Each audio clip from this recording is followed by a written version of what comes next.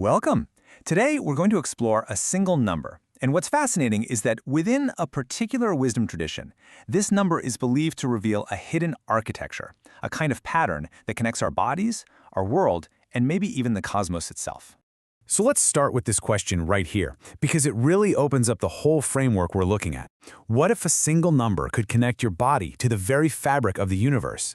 It's an invitation, really, to start looking for patterns and connections in places you might not expect, to move beyond the surface and discern a kind of deeper order.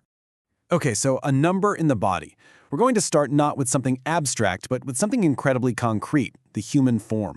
You see, this tradition doesn't just see the body as a biological machine. It sees it as a microcosm, a tangible anchor that reflects a much, much larger reality. And it's the foundation for what we could call upright living. And this isn't a new idea, right? So many ancient traditions see the human body this way, as a kind of map, a reflection of some divine or cosmic order. The core premise we're exploring is that our body itself holds a specific, meaningful code. It's as if the architecture for upright living is built right into our physical form. So what's the number? It's this one, 248. This is the foundational key.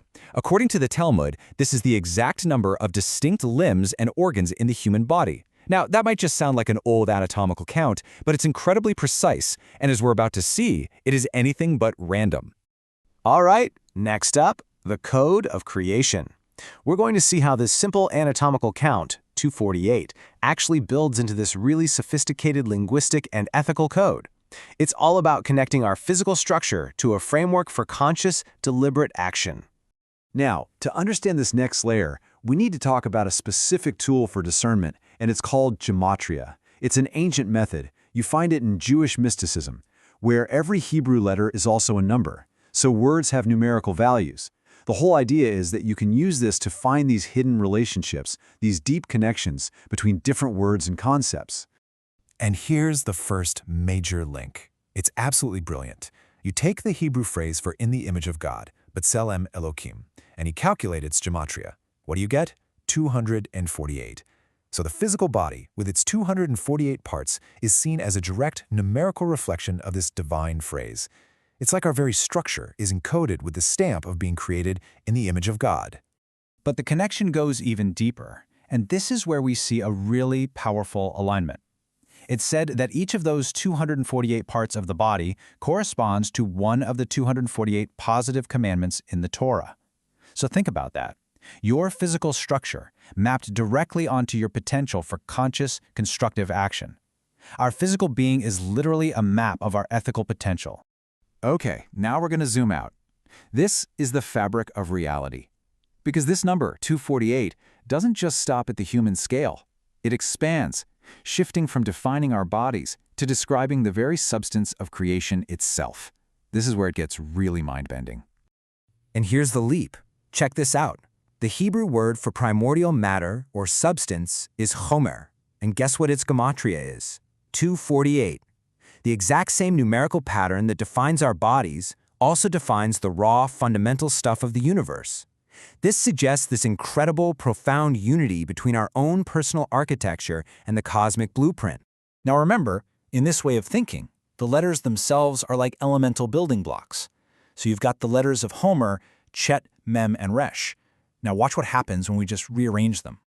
Just by shuffling those letters around, you get a new word.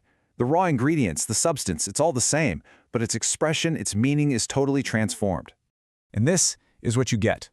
The word is rahem, which is the Hebrew word for womb, and it's also the root for the word for compassion.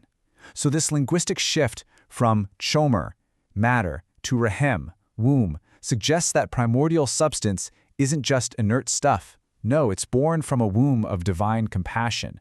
It's saying that the very fabric of reality is woven with mercy. So, the human and divine union. The question becomes, if 248 is the image of God, how is that image actually realized? Well, this framework points to the power of union, the idea of two distinct parts coming together to create something whole, something greater than just the sum of its parts. Let's take a look at this calculation. It's a specific method where you take the corresponding letters of two words, you multiply their numerical values, and then you add up the products. So here they've applied it to the Hebrew names for Adam and Chaya, which was Eve's original name. And what do you get? a total of 248. The implication is staggering. It suggests that the union of these two energies is what creates the very structure of primordial matter, the complete image of God. And if that wasn't enough, there's another calculation. This one represents a different dynamic of the same union. Think of it as reflected light instead of direct light. When they do the math this way, the union yields the number 365. Well, what does that connect to? The 365 prohibitive commandments, and of course, the number of days in a year. So the same partnership is linked not just to the structure of matter, but to the very structure of time itself. It's just a remarkably elegant parallel. Okay, so let's wrap this up by looking at 248 as a seed of hidden potential. Because it's not just about a static structure. It really symbolizes a dynamic seed of potential, a channel for the miraculous, and what we might call a space for becoming. And you see this convergence of ideas all pointing to 248. It's the gematria for the luz bone, this mythical, indestructible bone from which the body is supposedly resurrected. It's also the value for the Hebrew phrase, eye of the needle, symbolizing this tiny channel where impossible wonders can pass through. And it's the fountain of wisdom, something unlocked when you live in alignment. It becomes this incredible emblem of hidden potential. And this quote really ties it all together. The luz bone is the eye of the needle itself. The greatest wonder is the infinite power of God entering the infinitesimally small vacuum. The deep insight here is that this entire framework sees immense, infinite potential contained within the tiniest, most essential points of our being. That infinitesimally small vacuum, well, that's the ultimate space for becoming, isn't it? The place where the greatest power can manifest. So this whole exploration leaves us with a final question to reflect on. When you start to see the world through a lens like this, you have to ask yourself, what other hidden connections, what other layers of meaning might be shaping our reality? What other patterns and systems of alignment, both seen and unseen, could be giving structure and purpose to our lives?